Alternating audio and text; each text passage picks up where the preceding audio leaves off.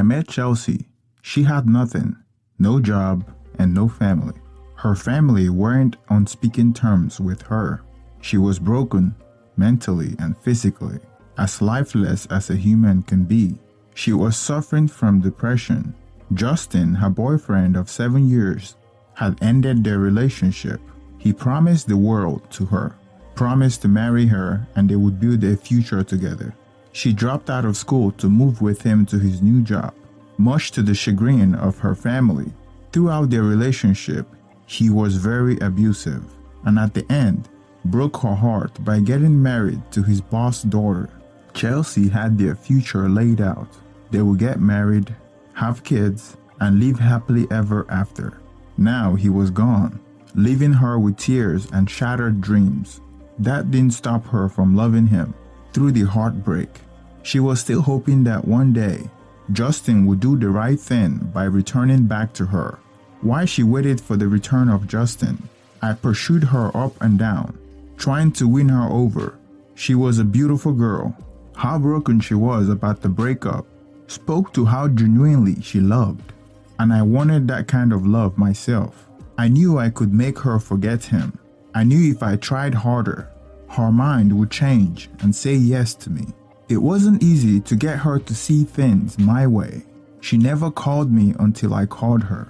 It took me a year to get a call from her, but when she did, it was worth the wait.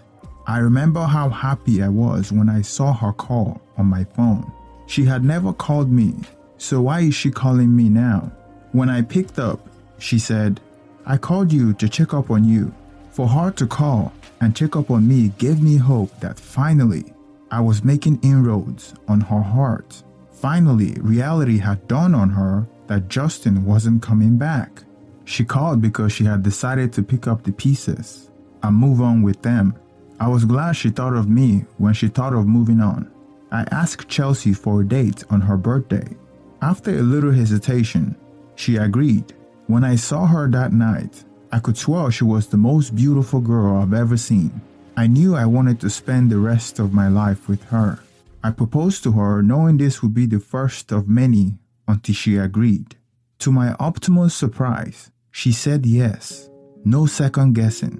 No give me time to think about it. Just yes. Our relationship had been pure bliss, and the 3 years we have been together had been my happiest. The plan was to get married to her this October. We were set to make a lifelong commitment to each other, and that made me very proud. Looking at where it all started, I made sure not to spare a dime, just to ensure that we had the most memorable wedding. Few months ago, I noticed Chelsea was getting distant. I thought it was a phase that would end in no time, but it kept getting worse. She kept distancing herself from me and everything that was going on between us. I asked her, "Is anything the matter?" She said, "Everything is fine. I'm only anxious about the marriage. That's all." When a woman doesn't need to say she's fine, being fine is not a word. It's something that ought to show in your attitude. She said she was fine, but I wasn't going to take it just like that. So I started to dig around. Her best friend was the only person I could fall on to get information from. After pestering her for a while, she told me what the issue was about. She said, "Justin is back in the picture. They have been sneaking around for some time now." My heart skipped several beats. I didn't sleep on what her friend told me. I wanted to get the truth from her own mouth, so I asked her, "Chelsea, I learned you're still seeing Justin. Is that the case?" "I'm not seeing him," she said. "I went to talk to him because I needed closure on everything. Our meeting was only about that and nothing more." "Nothing more?" "No, there could be something more." So I decided to look for the missing links to the whole story. I sneaked through her phone one night and found a text between her and Justin. On one of the chats, they were talking about what to do with the pregnancy. There's a pregnancy involved? The discussion were sketchy.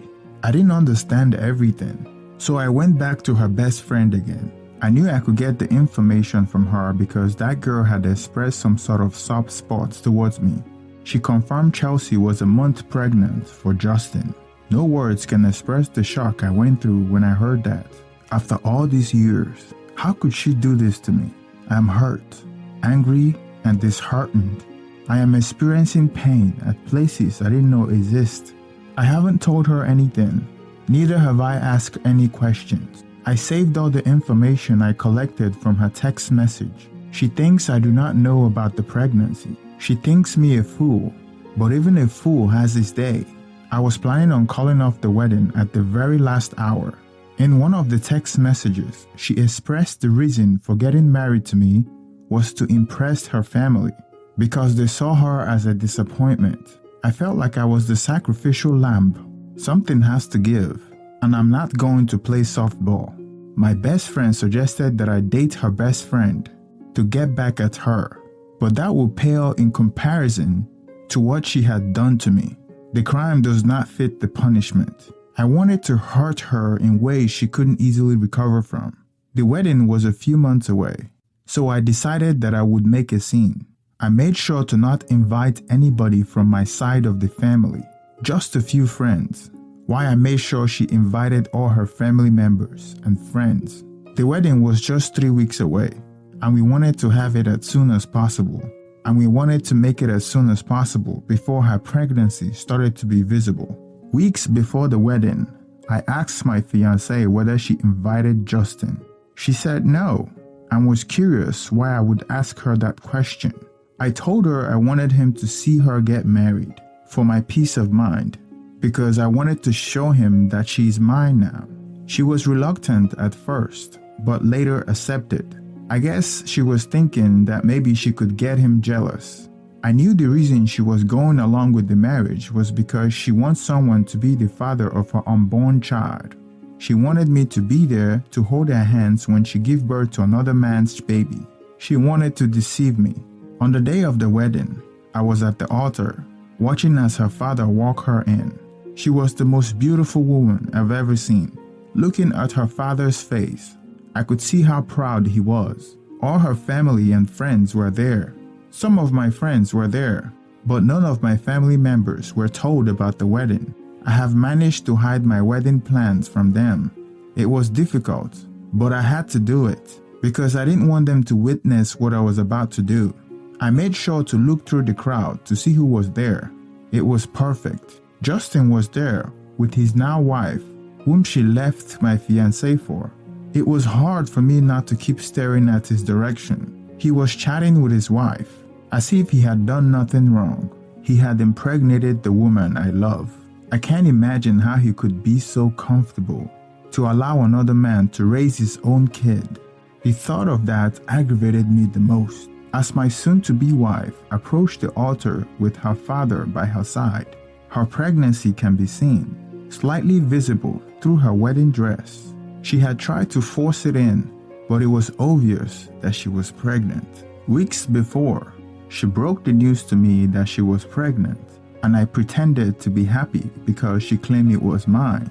When I saw her walking towards the altar, I couldn't help but shed tears of pain at the sight of her pregnancy.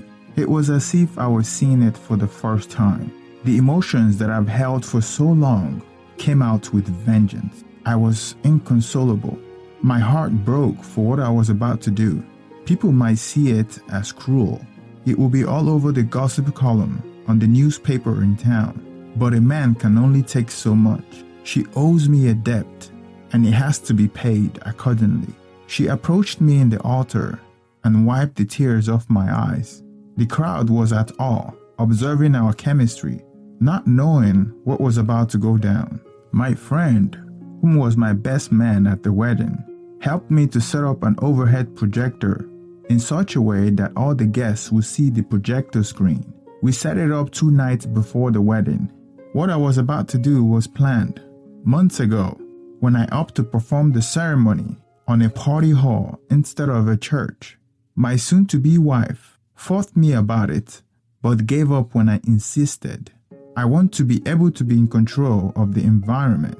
When it came time to exchange vows, it's tradition for the man to go first. When the priest asked, "Do you take this woman to be your wife, to live together in holy matrimony, to love her, to honor her, to comfort her, and to keep her in sickness and in health, forsaking all others, for as long as you both shall live. I loudly said, I don't. I could hear the gasp in the crowd. The priest wanted me to repeat what I just said, like he didn't hear me the first time. My soon-to-be wife eyes were wide open, staring at me, like her eyes were about to fall out of the socket. I could hear a pin drop in between gasps. The silence was broken by the sound of the overhead projector screen being rolled down by my best friend, my best man. He was about to give everyone a presentation of her text conversation with her ex-boyfriend, Justin, the real father of her baby. As my best friend described my wayward wife's infidelity, she looked confused. I was so ashamed to look in her eyes. I was so embarrassed. I couldn't have pulled this off without my best friend. I think he enjoyed exposing her. I didn't wait till the end of the presentation. I couldn't bear it any longer. I walked down the altar and out of the hall. As everyone watched me, I could see everyone's jaw literally on the floor. My wayward fiancé was on her knees, crying when I left the hall. On her knees, where she belongs. She's a failure and a disappointment, and that is where she belongs. I am glad to announce that while I was outside the hall, Justin's wife came storming outside, heading to their car, while he chases behind her, begging her to stop. I have destroyed the relationship between Chelsea and her family, and Justin with his wife. I believe they deserve it, but deep inside, I don't feel any better. I feel hurt. I'm not getting any younger. I wish he had just cooperated and be faithful to me, because despite all that, I still love her. This is a prime example of what it looks like when a beta male gets entangled with an alpha widow. An alpha widow is a term used to describe a woman who holds attachment and still fixated on the man who had the most significant impact in her life. In this case, her ex-boyfriend of 7 years, who broke up with her and left her for a higher value woman. She couldn't get over Justin, whom she sees as a higher sexual value than the original poster. The original poster is her plan B and second option. She's willing to have him raise the alpha seed. It is obvious in this story who is the cheater and who is the simp. Although he came on top at the end, he still lost his time and money because he wasn't able to identify the red flags. There were many red flags that he should have recognized to know that she wasn't in love with him and didn't have genuine desire for him. In the story, the original poster mentioned that she had never called me, so why was she calling me now? When I picked up, she said, I called to check up on you. The real translation to this is that women always have their option open. There was a study done in 2019 that suggested that almost half of all women have a backup plan in place in the event of separation from their current partner. This is not to say that women are bad or women are evil. In fact, contrary to the case, it is important for her survival. More on that in later videos. The reason why she called him is to keep her backup plan in line. She have noticed that the original poster was about to lose interest in her and wasn't simping as before. So she called him to reignite his desire. Nowadays, so many beautiful women have male orbiters around them. They call them from time to time to give them compliments, attention, and money. Those are her plan B, C, and D options. After pursuing her for years, he finally asked her out on her birthday and she agreed. This is also a prime example of what they call one-nightists, which is an attraction towards a single potential partner to the exclusion of other partners. If he has been dating other women, he may have found someone that has genuine attraction for him.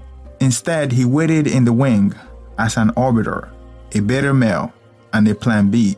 In our current society, we have been indoctrinated in a social construct that men or women have only one soulmate, facilitated by popular Disney and Hollywood movies. The idea that we only have one person for us is fake news. In reality, if you can get along with him or her, and you have genuine desire for that person, he or she could possibly be your soulmate. Our original poster wanted to spend the rest of his life with her, and he doesn't even know her that well. She has spent the better part of the years rejecting him. If you have been rejected by a woman for that long, even if she later accepts you, she would most likely be wearing the pants in the relationship. There is a fine line between being persistent and being a simp, and the original poster is knee-deep in the simp category. The only reason she accepted to be with the original poster in the first place was because the alpha male was unavailable. So she settled with the original poster. Now that the shepherd is home, the lost dog has now run back to the owner. Do not be the second option. Only go with a woman with genuine desire for you. She was doing what she needed to do for her survival, but ultimately it backfired on her and ended her cheating career. Goes without saying that the biggest loser in this story is ultimately the unborn child that will end up being raised in a single parent's home.